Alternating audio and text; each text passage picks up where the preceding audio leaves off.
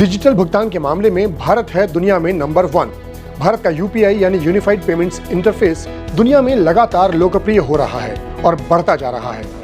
और भीम यूपीआई जिसकी गूंज पूरी दुनिया में सुनाई दे रही है, डिजिटल पब्लिक इंफ्रास्ट्रक्चर का एक नया मॉडल जो भारत ने पूरी दुनिया को दिया। भीम यूपीआई के जरिए कैसे लोग पेमेंट्स रिसीव करते हैं, इसके बारे में जानकारी देते हुए यूपीआई के को उन्होंने फिर दोबारा बात की कि लेरा जो पे है उसके साथ जोड़ा जाए दोबारा। इसको मैं कहूंगा स्ट्रॉन्ग लीडरशिप।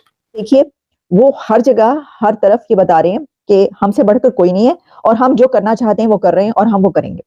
हमारे पास प्लानिंग नहीं है, लेकिन देखें, प्लानिंग की भी अगर बात की जाए तो प्लानिंग भी वो लोग करते हैं जिनके पास दिमाग होता है, यानी जो टैलेंटेड होते हैं। तो अगर वो 50 साल आगे हैं, यानी अब 50 साल आगे का सोच रहे हैं, तो इसका मतलब है वो टैलेंट भी कहीं पे, विजन भी उनके पास है। जी बिल्कुल, विजन कि उन्होंने यूपीआई को फ्रांस के लेरा पे के साथ, लेरा पे जिस तरह भी उसको साथ जोड़ने का उन्होंने कहा, और ये इसी बात का जिक्र वो अपने फ्रांस के दौरे में भी करके आए थे। तो दर हकीकत कौमें ऐसे नहीं बनती, कंट्री ऐसे नहीं बनते जब तक उनको लीडरशिप जो है वो प्रमोट ना करे। जरा आप डील्स तो देखिए, आप मुआहिदे तो देखिए कि इस रिपब्लिक डे पर इंडिया के जो एग्रीमेंट्स और जो बड़े ये हो रहे हैं उसमें 6 nuclear plants, 26 French Rafale fighter jets and 3 submarines. ये तो अभी सामने की बात है। इंडियन मोदी को जादू की छड़ी लेके थोड़ी बैठा हुआ है, दावतें थोड़ी दे रहा है तो दूसरे ममालिक को। वो तो खुद देख रहे हैं, डेवलप है। इंडिया में जाते हैं, पता चलता है इतना डेवलप हो चुका। की अप्रिशिएट ये बात करूंगा कि जब वो उन्हें हवा महल के पास जो दुकानों पर लेकर गए, वहां से उन्होंने राम मंदिर का रेप्लिका लेकर दिया। जब वो दे रहे थे तो यूपीआई को उन्होंने फिर दोबारा बात की कि लेरा जो पे है उसके साथ जोड़ा जाए दोबारा। इसको मैं कहूंगा स्ट्रॉन्ग लीडरशिप। मार्केटिंग कि उन्होंने यूपीआई को फ्रांस के लेरा पे के साथ, लेरा पे जिस तरह भी उसको साथ जोड़ने का उन्होंने कहा, और ये इसी बात का जिक्र वो अपने फ्रांस के दौरे में भी करके आए थे।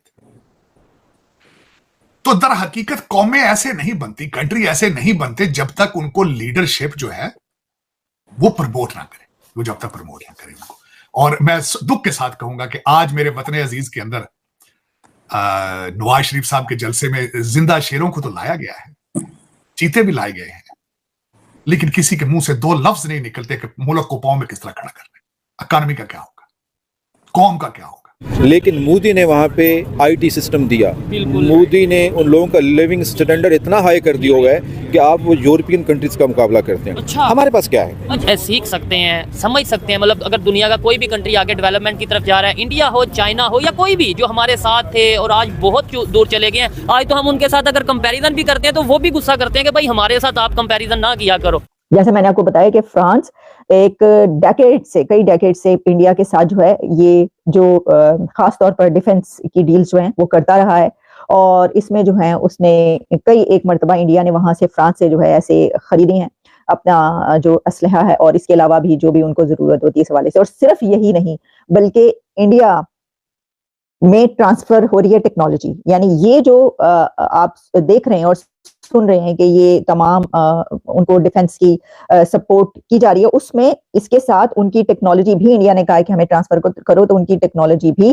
ट्रांसफर हो रही है इंडिया में। ये सबसे बड़ी बात है। ये तो डील कर लेना, पैसे दे के ये ले लेना, वो एक अपनी जगह पर है कि आपने क्या क्या डील की है, किस तरीके से, कौन से एग्रीमेंट है, लेकिन टेक्नोलॉजी का ट्रांसफर होना हर मुल्क नहीं कर पाता। वैसे तो ये भी हर मुल्क नहीं कर पाता जो वो कर रहे हैं। हर मुल्क को आप छोड़िए, हम तो अगर अपने उस रीजन की बात करें वहां पे तो कोई भी नहीं कर पाता, मतलब दूर दूर तक वो कोई सोच ही नहीं सकता। ये देखिए ना, पाकिस्तान में ऐसा सोचा जा सकता है? मुझे बताइए कि हम प्रेसिडेंट मैक्रोन को बुलाएंगे, हम यूएई के प्रेसिडेंट को बुलाएंगे, हम प्रेसिडेंट बाइडेन को बुलाएंगे और वहां पर जो है रोड शो करेंगे। वो कहेंगे क्यों मरवाना है, की कर रहे हो, अल्लाह ना हो, की हो गया जी। कि जब आपके मुल्क में अमन भी हो, आपकी इकोनॉमी भी स्टेबल हो और वो फ्लरिश कर रही हो, आपको कोई मसले मसाइल ना और दुनिया आपकी बात सुनती हो, और आपके पूरी दुनिया के साथ बेहतरीन रिलेशंस हो, फॉरेन पॉलिसी आपकी कमाल की हो, और आप जिसको बुलाएं वो आ जाए, और फिर आप उसको अगर कहें कि हम आपको इस तरीके से जीप में लेकर चल रहे हैं और अपना मुल्क दिखाएंगे, अपना शहर दिखाएंगे, वो कहेंगे हाँ जी बिल्कुल करते ही खाना 24 मिनट चले जी, मैं चल रहा हूँ, क्योंकि वो खतरा नहीं है। सारी चीजें जो है वो अगर डार्ट्स जोड़ी जाए तो रीग्रुपिंग हो रही है इस वक्त। लेकिन सिमिलैरिटीज विद द फ्रांस, एक तो मैं 60s के अंदर जो मिराज तैयारे दिए, और सबसे पहले वहां से मैं इसको शुरू करना चाहूंगा।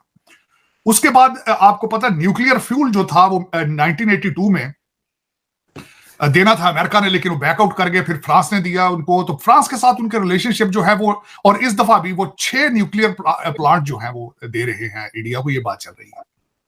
और मजीद इससे ज्यादा आपस में उनकी अंडरस्टैंडिंग है, जिसमें वो फ्री ट्रेड की बातें हो रही हैं एक दूसरे के साथ।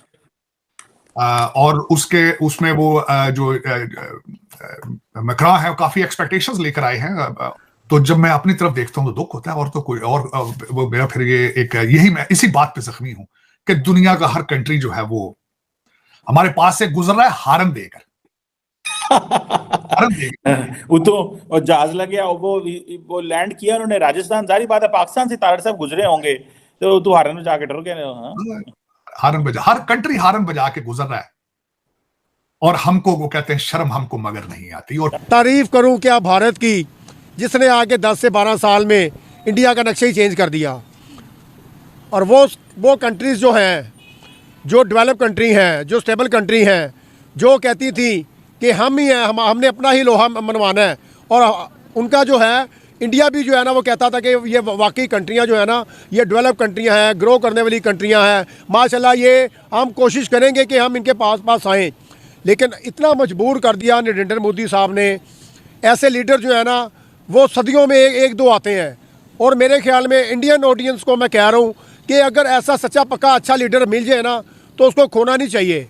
हम भी दुआ करते हैं एज ए पाकिस्तानी कि खुदाया ये जो जा रहे हैं इंडिया में, कभी तुर्की जा रहा है, कभी सऊदीया जा रहा है, कभी दुबई जा रहा है, कभी अपना यूरोप कंट्री जा रही है, ठीक है, और आज जितने भी लोग जा रहे हैं बड़ी अच्छी बात है, ये सरप्राइज़ है। मेरे ख्याल में देखें ये होती है कामयाब जो ममालिक होते हैं, कामयाब ममालिक के पीछे जो है ना वो एक सच्चे पक्के लीडर का हाथ होता है, ठीक हो गया, और हमें बड़ी खुशी होती है।